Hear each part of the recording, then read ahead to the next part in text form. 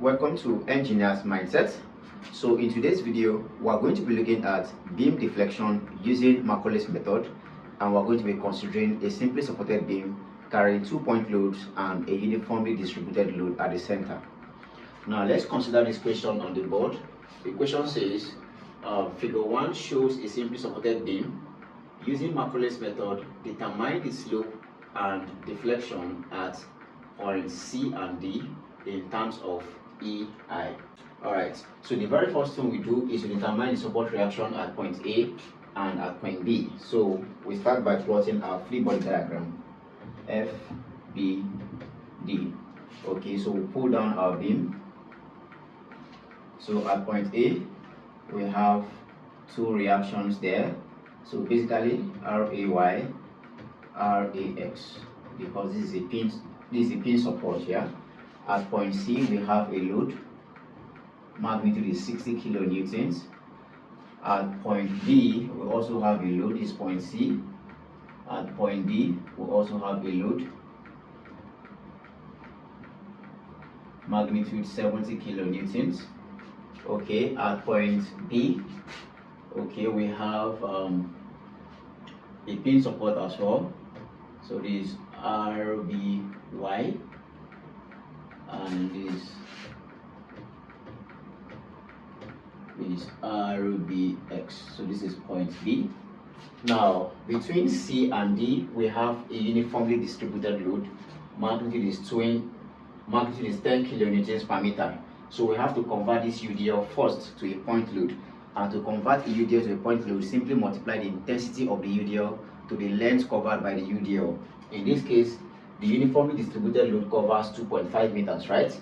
So it means that each point load becomes the magnitude of the UDL, which is 10 kilonewtons per meter, multiplied by the length covered. Length covered there is 2.5 meters. So meters cancels out. It means our point load becomes 25 kilonewtons. So that becomes the point load of the uniformly distributed load. Now this point load is placed at the center of gravity of the length covered by the UDL, right? So that simply means the midpoint of the length covered by the UDL. So since the UDL length is 2.5 meters, it means that this point load is found as 2.5 divided by 2, right? 2.5 divided by 2, that should give us about 1.25. Okay, so it means that this UDL, the point load of that UDL will act at the middle of the length. Remember, the point load is simply 25 kilonewtons.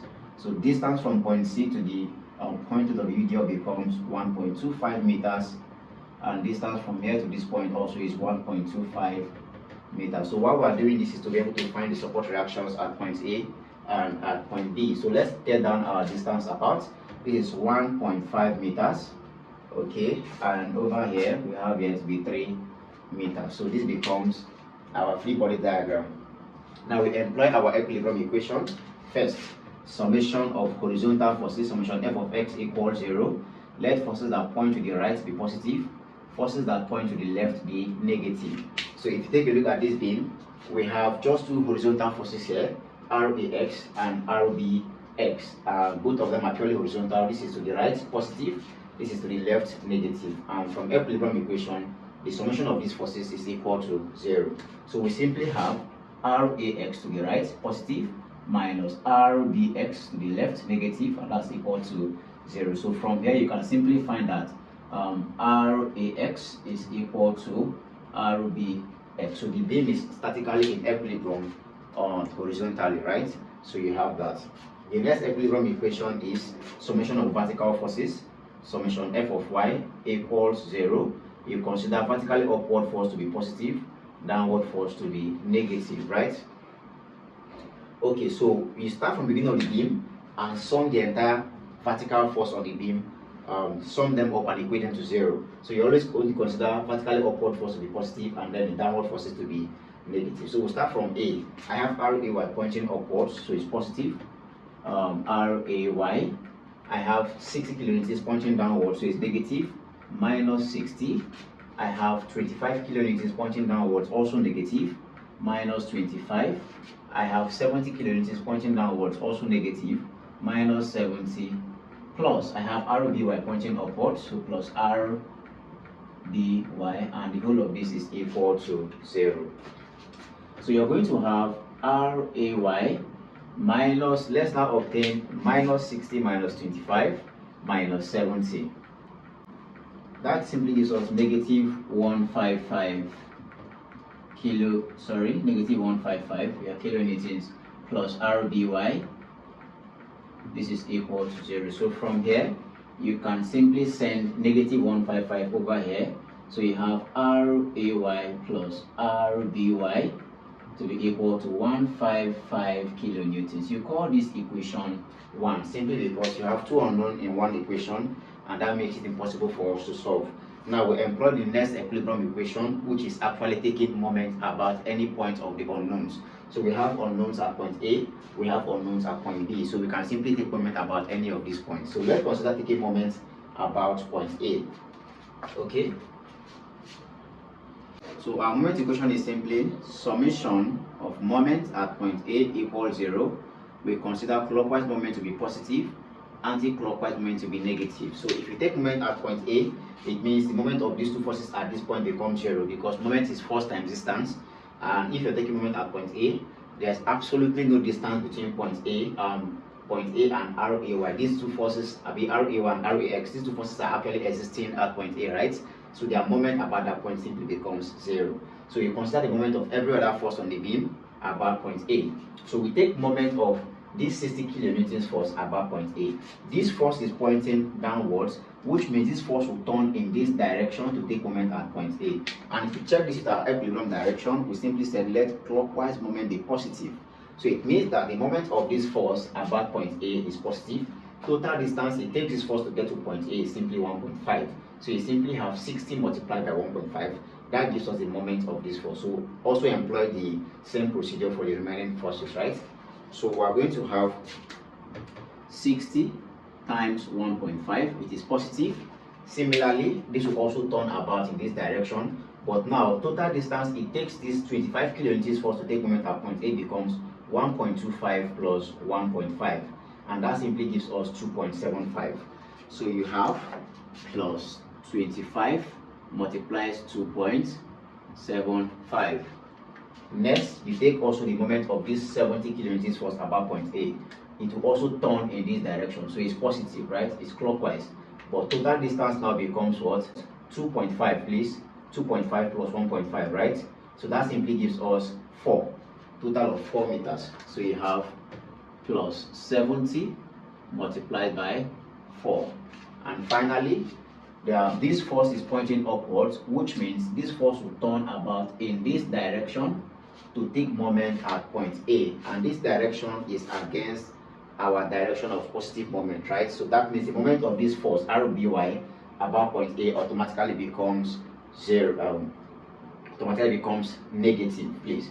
Okay, so total distance it takes this force RBY to get to point A becomes the total length of the beam, which is actually 7 meters. So you have 1.5 plus 2.5, and that's 4 plus 3, which is 7 meters. So you have negative minus RBY multiplied by 7.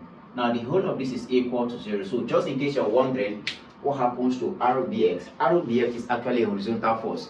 The moment when a force lies on the same plane as the plane of moment, the moment of that force becomes what? 0. So what I'm simply saying is that RBS is parallel to the point of moment, and moment of the perpendicular, the distance from the perpendicular to the point of moment, right? The distance and the force must be at 90 degrees to one another. But in this case, this force is purely horizontal, parallel to the point of moment. They are not at 90 degrees. So you can consider the moment of that force. The moment of that force, RBX, automatically becomes 0. So we stop our equation here. Now we simply expand. Let's now expand the brackets. So 60 times 1.5 gives us 90 plus. Next we find 25 multiplies 2.75. That gives us 68.75. Okay, plus.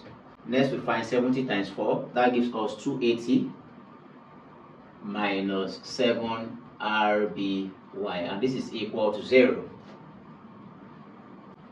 So let's make RBY subject. Let's simply evaluate all the real values. 90 plus 68.75 plus 280. That gives us 438.75. We have 438.75 minus 7 RBY equals 0. So this means 438.75 is going to be equal to 7 RBY, and therefore we can find RBY to be equal to 438.75 divided by 7. So this simply implies that the reaction at point B, RBY becomes, let's find 438.75 divided by 7, and that simply gives us 62.7 approximately. We have 62.7 kilonewton. So this becomes the value of the reaction at point B. And if you have this value, you can simply now plug into equation 1 to make RAY, solving for the formula. So from here, you're going to have RAY plus 62.7 is equal to 155. So this simply implies RAY becomes now 155 minus 62.7. Simply sending 62.7 over here. So this will help us to find the reaction at point A. So let's find 155 minus 62.7. That simply gives us 92.3 kilonewton. So this becomes the reaction at point A. So now that we found the values of the reactions at A and B, we cannot simply compute Macaulay's. We cannot simply compute the slope and deflection equation using the Macaulay's method. Alright, welcome back. So we want to compute the Macaulay's method now, and we have a uniformly distributed load at the center of this simply supported beam, right? So normally we are supposed to take our section. When computing the Macaulay's method, we are supposed to take a section, and the section must cut across a uniformly distributed load if it is on the beam. And again, the section must also cut across the entire load on the beam. So if we have a UDL here and our section must cut across the UDL, it simply means that this load here will be excluded, and that is not the idea of Macaulay's method. In the Macaulay's method, the idea is that the entire load on the beam must be sectioned, right? And if there's a UDL, the section must cut across the UDL. So since this UDL is actually partly on the beam at the center of the beam from point C to point D, what we simply do is we extend the UDL to the end. So you extend this UDL to the end of the beam, then you counterbalance it under. You counterbalance the UDL under. Then you have something like this. So with this now, we can be able to section and have our section cut across the UDL and still cut across the entire load of the beam. So this is actually in equilibrium, because what we have on top from point D to point B is actually what? 10 kilonewtons negative, and then what we have again from point D to point B, the underneath now becomes positive. So the both of them are in equilibrium, positive, negative, simply because positive 10 minus 10 simply gives us 0. So this beam is completely what? In equilibrium. Okay, so we simply now take our section. So you cut your section in such a way that at least the entire beam on top, the entire load on top of the beam is actually included in the section. And distance from the beginning of the beam to the point of section is considered to be what? X. So distance from beginning of the beam to the point of section is simply taken as X. Alright, so having gotten this, the next thing to do is to get our moment equation, right? So we find our moment. Take moment about the point of section, moment about XX. Okay, moment about the point of section, moment xs, and this is going to be equal to, moment is simply force times distance. So you start from beginning of the beam, take moment about the point of section xx. So the moment of this force, 92.3 kilonewtons force about the point of section, is simply this force times the total distance it takes the force to get to the point of section, right? Total distance is from point A down to the point of section, and we call that x. So that means the moment of this force becomes 92.3 multiplied by x, and you consider it as positive because it is pointing upwards, right? So the moment of every other force acting downwards will be taken as negative. Okay, next you introduce your Macaulay's bracket. Okay, you introduce your Macaulay's bracket.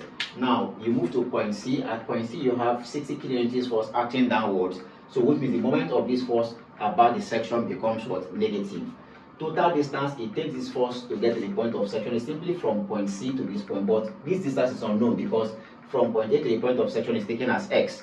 So we simply need to what? Remove 1.5 from x to get distance from point C, because we're not moving from point C and not from point A, right? So from point A to this point is already 1.5. So if you take out 1.5 from x, we can now have total distance from point C to the point of section. So you have minus because it's acting downwards, 60 multiplied by x minus 1.5. That becomes the moment of this force about the point of section. You also introduce your Macaulay's bracket. Put it down. Okay. Now we have a uniformly distributed load from point C to the point of section, and we need to take the moment of this force. The intensity of this force is 10 kilonewtons per meter. And you all know that we have to first of all convert the UDL to what? A point load, because in this case this is a uniformly distributed load.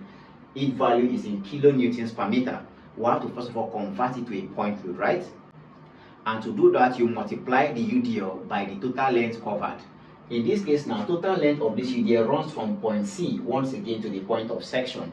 So if it runs from point C to the point of section, it simply means we don't need this distance behind, just like we did in this other case, right? We simply take off 1.5 from x, because total length from point A to the point of section is simply x. So if we're moving from point C, it means we're leaving 1.5 out of x.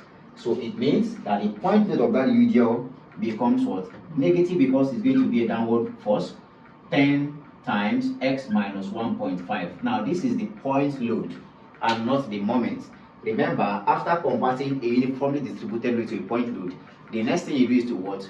Place it at the middle of the length covered by the UDL, right? So the length now is x minus 1.5. Middle simply becomes x minus 1.5 divided by 2. So this is what you're going. This is just a scenario to explain what we have there. So you have this is from point C, right? And this is the point of section xx. So we have our UDL to the point of section, right? Now the total length we said is x minus 1.5. That becomes the length of the UDL. So if we convert this to a point load, it now acts at the middle. This is point C. Remember, once again, this is the point of section. So this point load now acts at the middle of the UDL. Point load is 10 multiplies x minus 1.5. That's our point load. If it now acts at the middle, we need to take the moment of this force about the point of section. What then is the middle? X minus 1.5 divided by 2. X minus 1.5 divided by 2. So the point load is 10 into x minus 1.5. This is our point load. Now, moment of this point load about the point of section becomes this point load 10 into x minus 1.5 multiplied by what? X minus 1.5 divided by 2. And that was how we got, or we achieved that, right? Okay.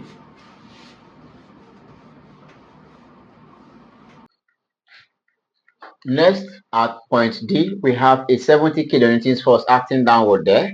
So total distance from point D to the point of section. So we're now moving from point D, so we simply exclude 2.5 and 1.5 from x, right?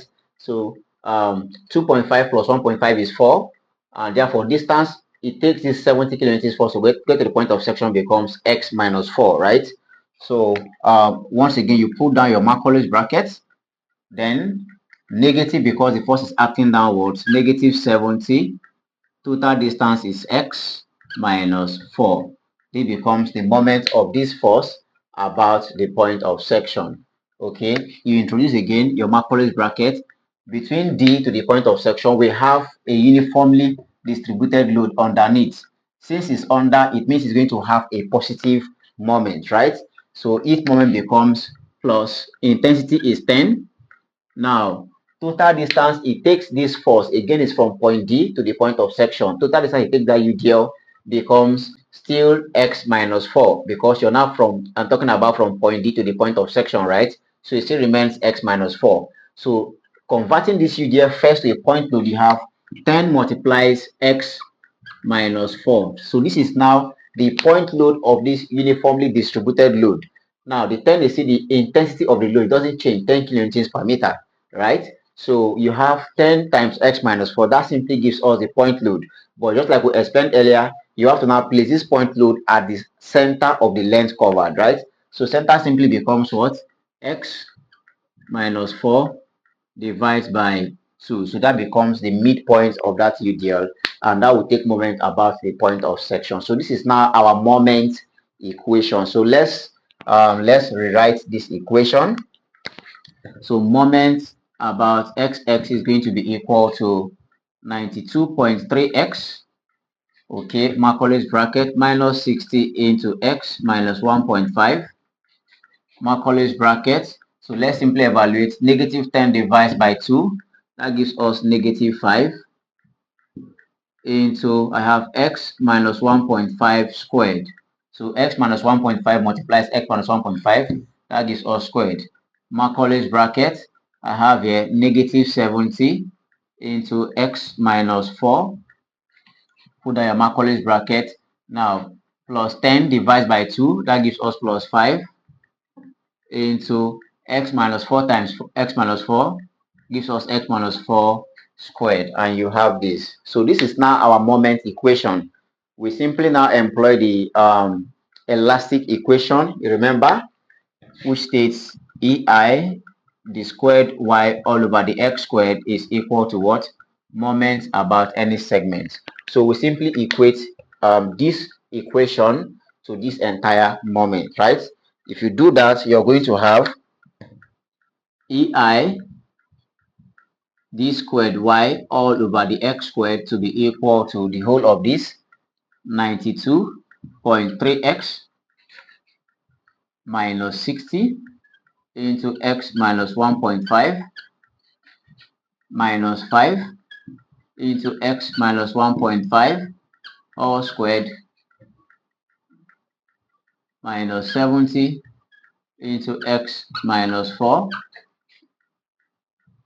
plus 5 into x minus what? Minus 4 all squared.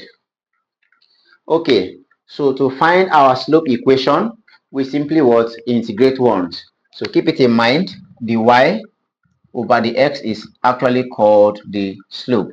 So if we integrate this once, we are going to have the slope equation. So integrate.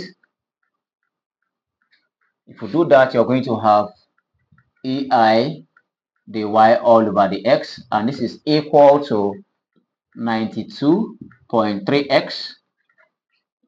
Open your Macaulay's bracket, minus 60 into x minus 1.5 minus 5 into x minus 1.5 squared minus 70 into x minus 4 plus 5 into x minus 4 squared.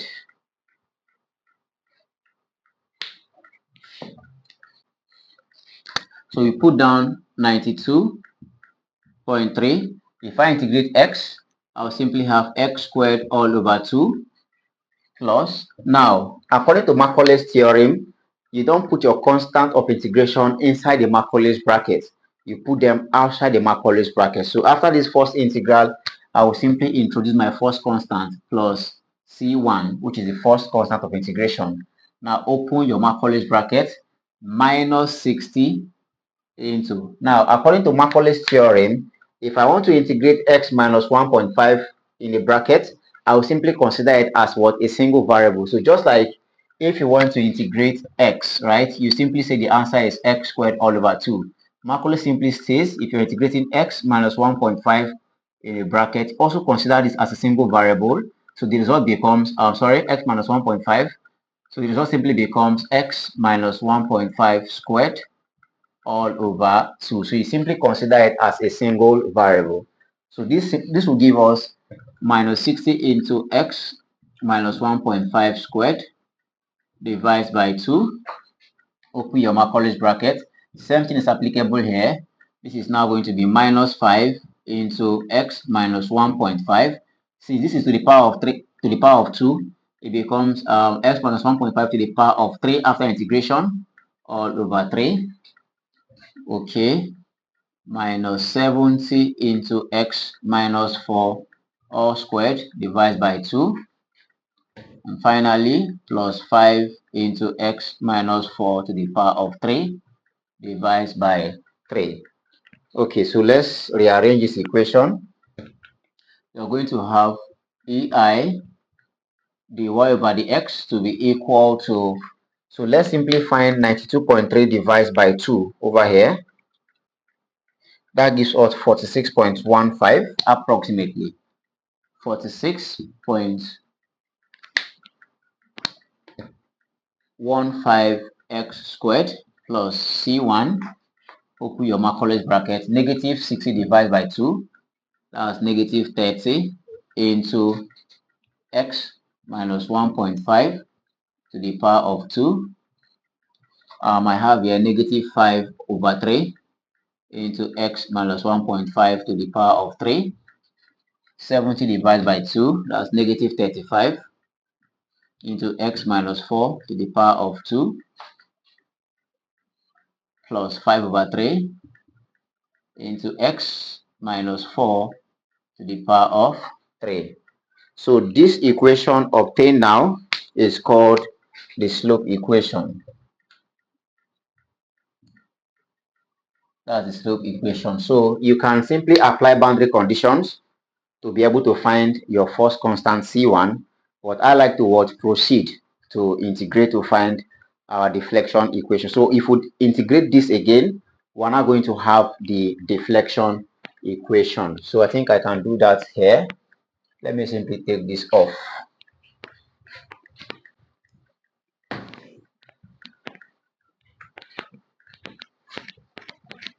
So we integrate again. Now we're going to have EI y to be equal to, so if you integrate the y dx, you simply have y. Okay, so I have here 46.15, put it down,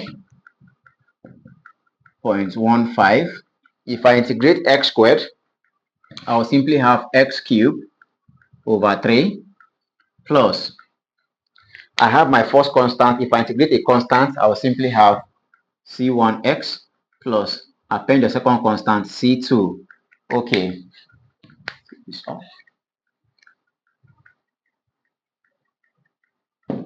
so just like I said, you keep all the constants outside the Macaulay's brackets.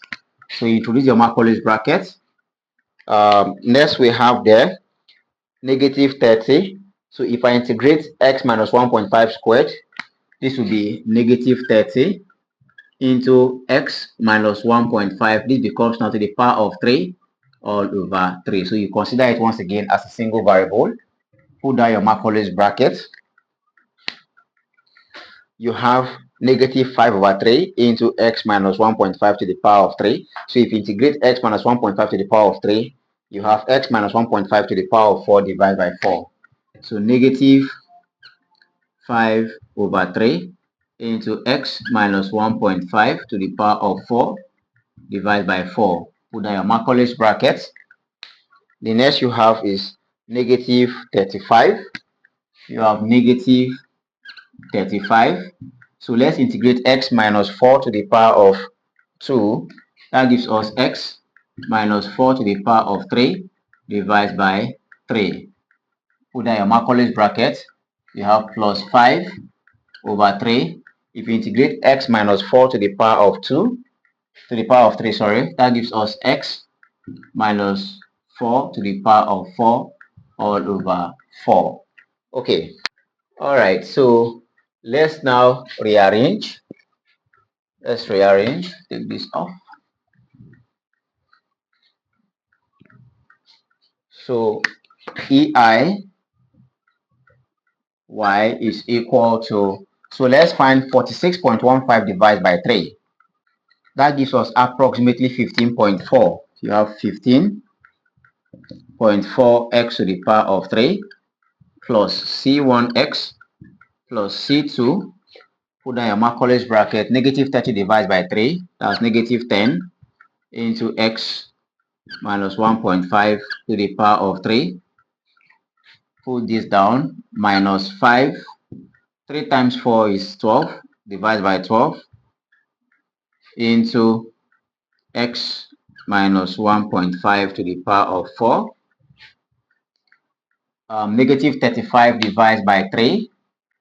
Let's find out this. 35 divided by 3. That gives us approximately 11.7. So you have negative 11.7 into x minus 4 to the power of 3. Put that your Macaulay's bracket. Okay, so this is plus 5 over 12. Of course, 3 times 4 is 12 into x minus 4 to the power of 4. Now, this equation is called our deflection equation. Okay, so we still have our constant values. We still have our constants. Let's simply take boundary conditions now to find the value of C1 and C2. So we can simply take boundary condition. You start from point A, take at point A, and then finally you take at point B. So at A, x is equal to 0 and your deflection y is also equal to 0 at this point. Remember, we took a section xx and we said distance from point A to the point of section, we call that x. So we are simply saying at point A, there's no distance. X is simply what? 0. And at this point, deflection is also 0. You simply plug this condition into the deflection equation, right? So let's do that and see.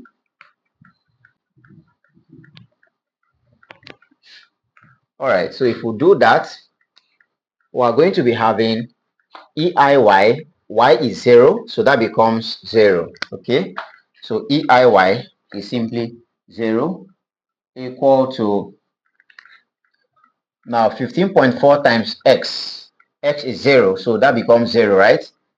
0 plus C1 times x, x is also 0, 0 plus C2, open your Macaulay's bracket, minus 10 into, I have x here, but x is 0, so that gives us negative 1.5 to the power of 3. Open your Macaulay's bracket. Next, you have negative 5 over 12. Negative 5 over 12 into x is 0, so I have negative 1.5 to the power of 4. Open your Macaulay's bracket. I have negative 11.7. Okay, into x is 0, so negative 4 to the power of 3. Open your Macaulay's bracket. I have 5 over 12, so plus 5 over 12 into x is 0, so negative 4 to the power of 4. So when you get to this point, an important rule by Macaulay. Macaulay simply states that any value inside the bracket that is less than 0 should be considered automatically as 0, right? So in this Macaulay's bracket, so regardless of the power, since the value inside this bracket is less than 0, automatically everything is taken as 0. So I have negative 1.5 here, that is less than 0. So that means this is considered automatically as 0. Same thing here, I have negative 1.5 inside this Macaulay's bracket, so this is also considered as 0.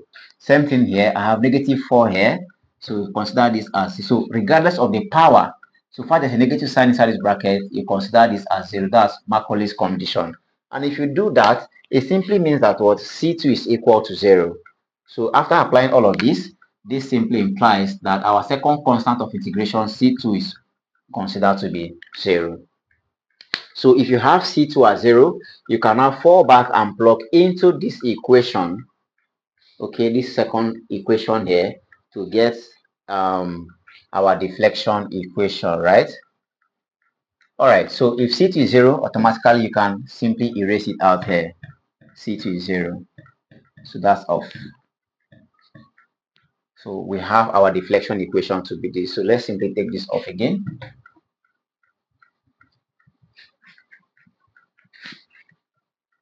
Now you apply the second boundary condition.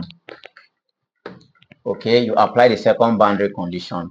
Second boundary condition is at the end of the beam, which is at point B.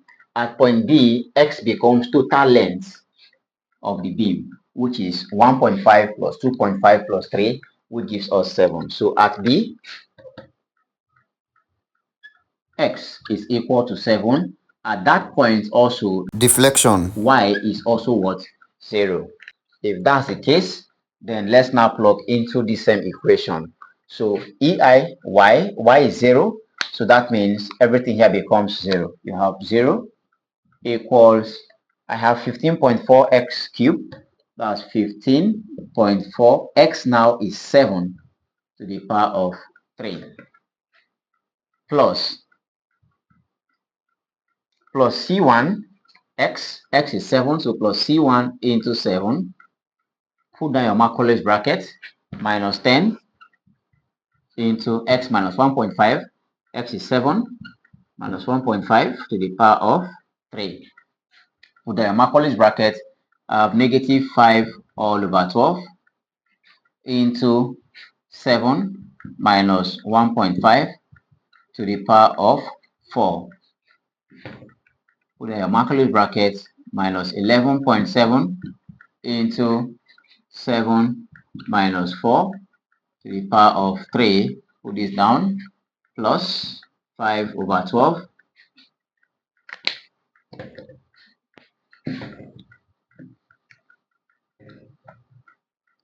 into x is 7 minus 4 to the power of 4. Okay, so let's evaluate and solve for C1, right?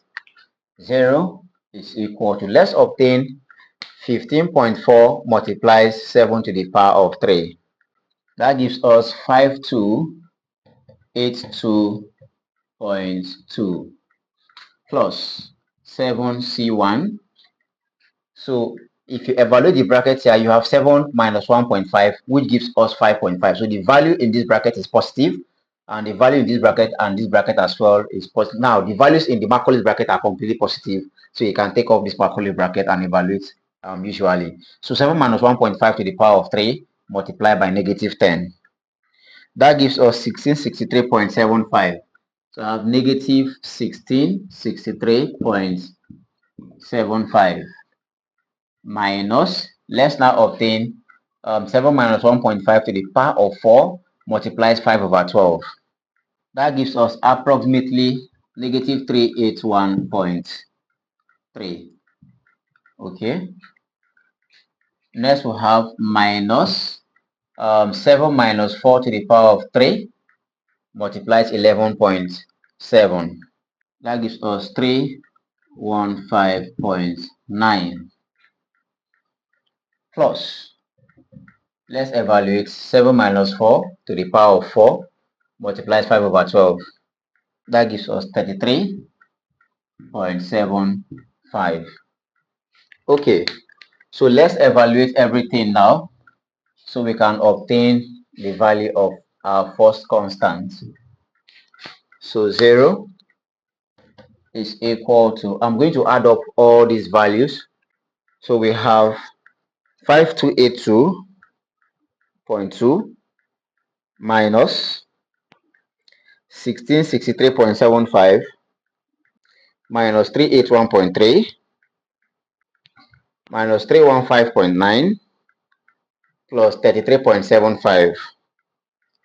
That gives us 2955. So we have 2955 plus 7C1. So this simply implies that 7C1 equals negative 2955. And therefore C1 equals negative 2955 divided by 7. So this simply implies that our first constant C1 is going to be equal to, so let's find 2955 divided by 7. That gives us 422.1 approximately. So our C1, 422.1 approximately. So this negative 422, please. Negative 422.1 approximately. So this is our first constant of integration. All right.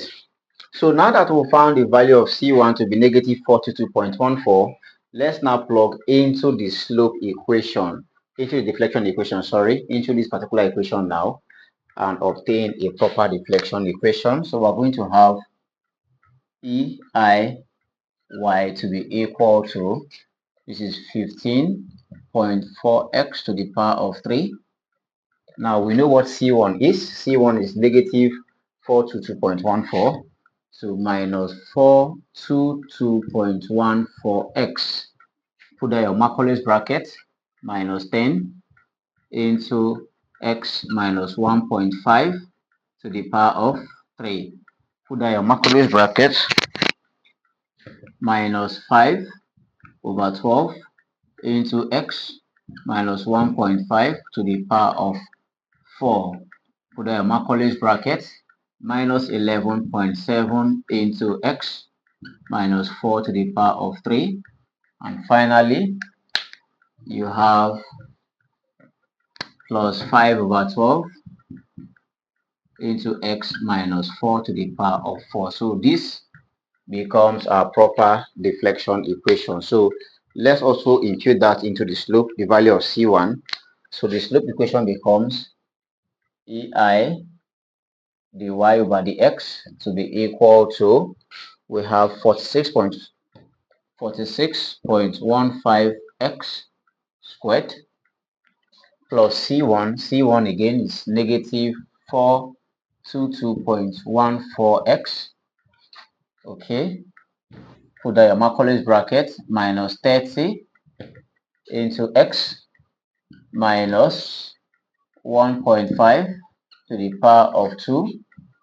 Put that your Macaulay's bracket, minus 5 over 3 into x minus 4. 1.5 to the power of 3. Put that your Macaulay's bracket, minus 35 into x minus 4 all squared. Put that your Macaulay's bracket, plus 5 all over 3 into x minus 4 to the power of 3. Okay, so that becomes our slope equation.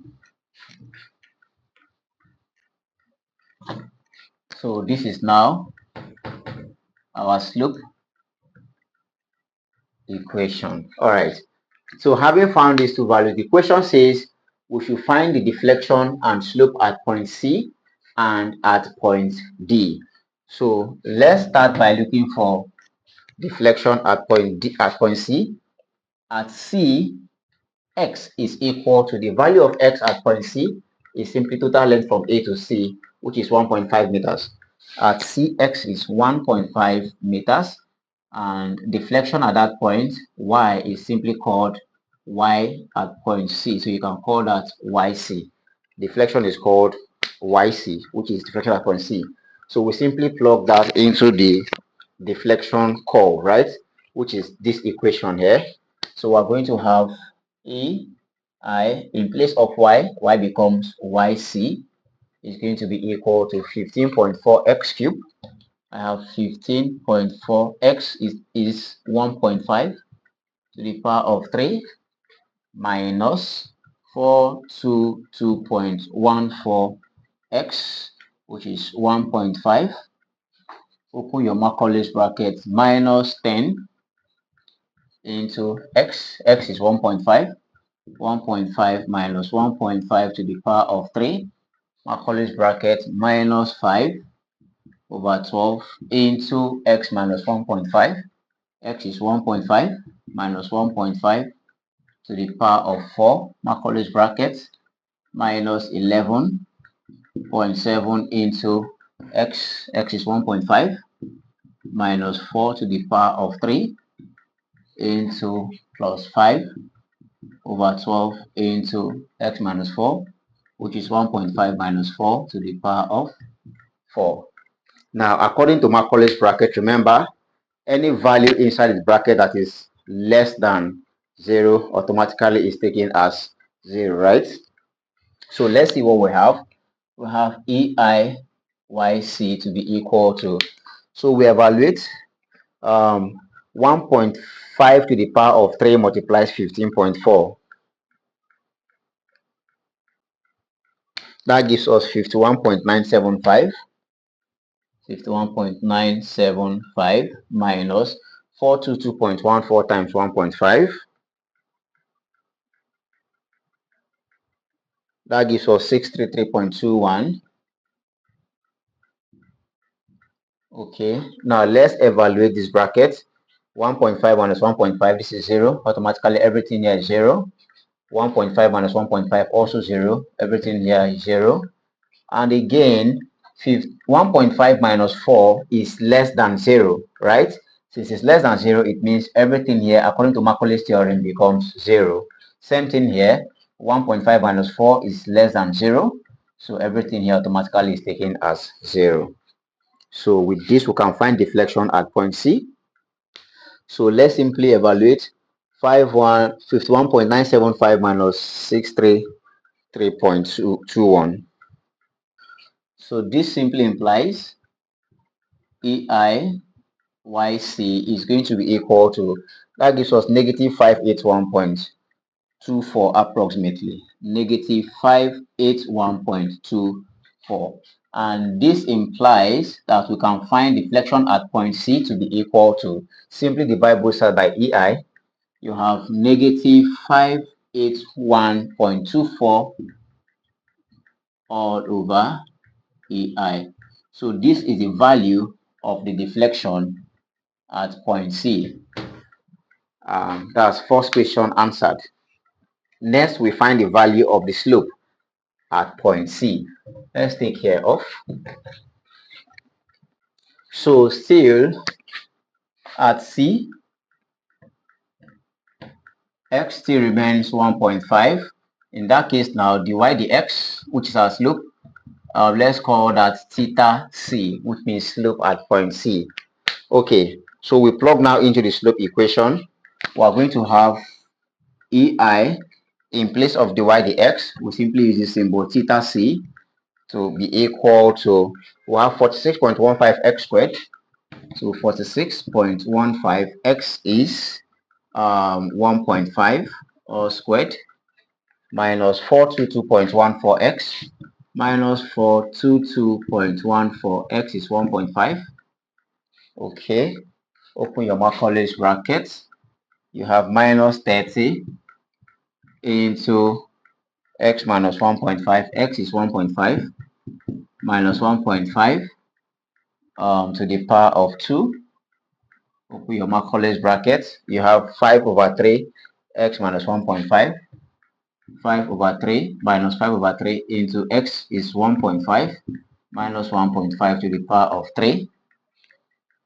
Next, you have negative 35 into x minus 4, and x is 1.5 minus 4 to the power of 2. Your Macaulay's bracket, finally plus 5 over 3 into x minus 4, which is 1.5 minus 4 to the power of 3. So once again, we have here EI theta C is equal to, now let's obtain 46.15 multiplies 1.5 squared. That gives us 103.84 approximately. 103.84 minus, let's find 422.14 times 1.5. All right, guys, so please just a means of correction. The slope is just C1 and there's no x attached to it.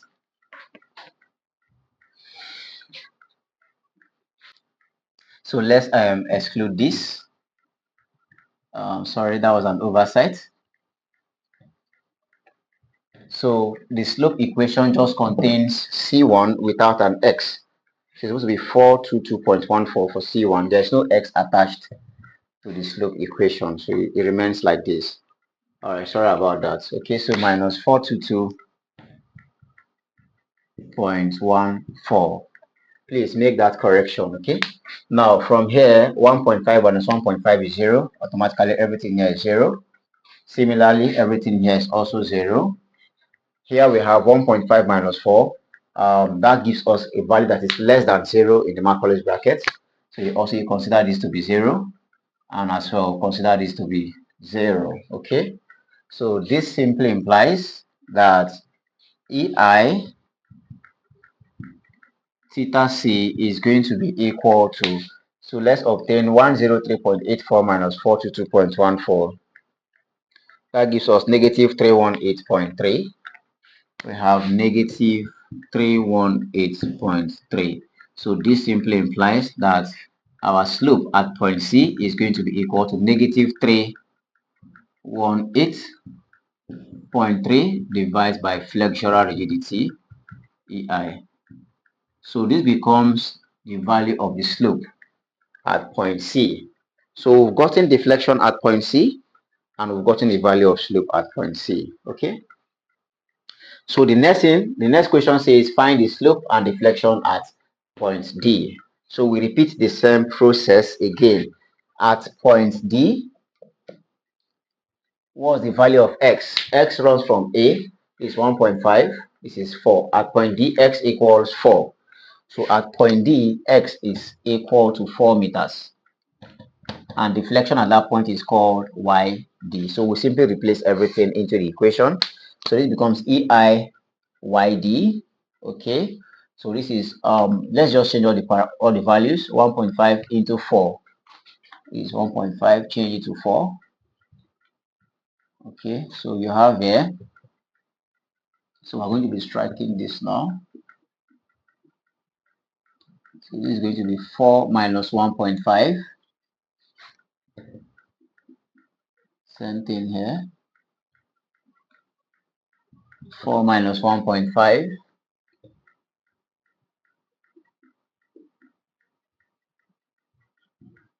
So this is going to be 4 minus 4.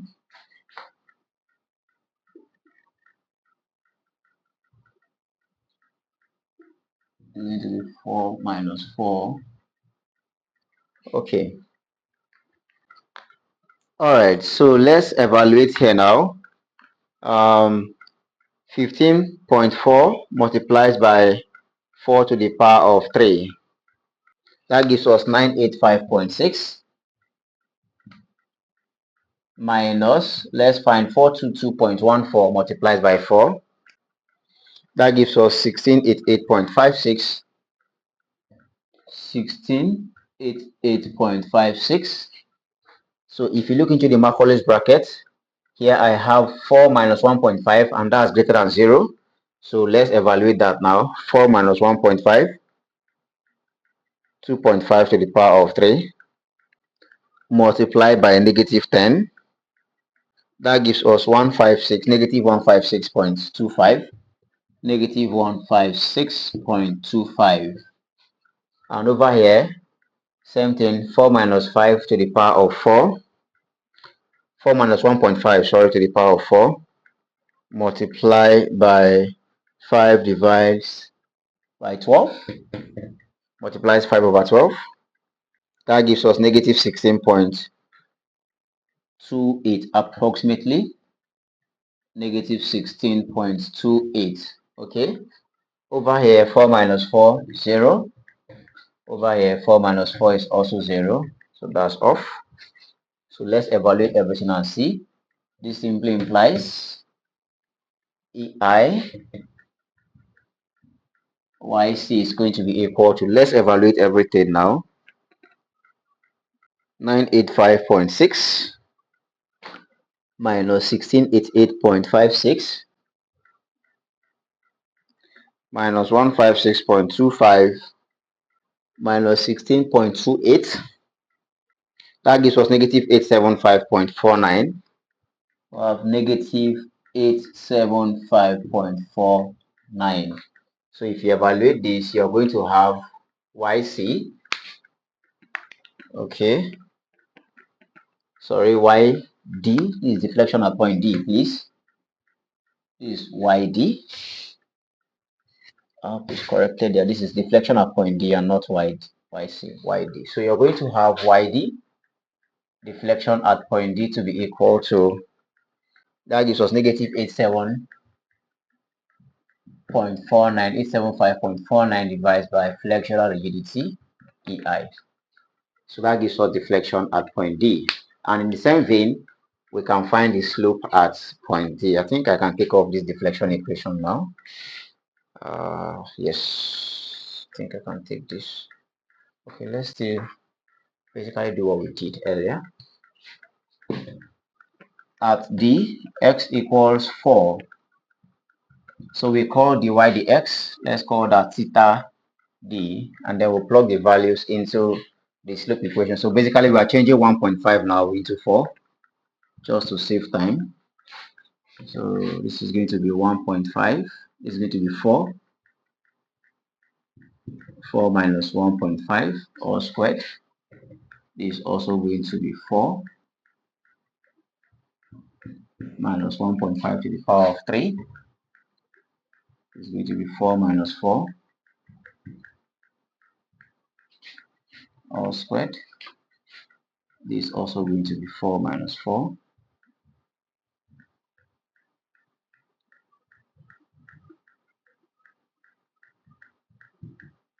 to the power of 3.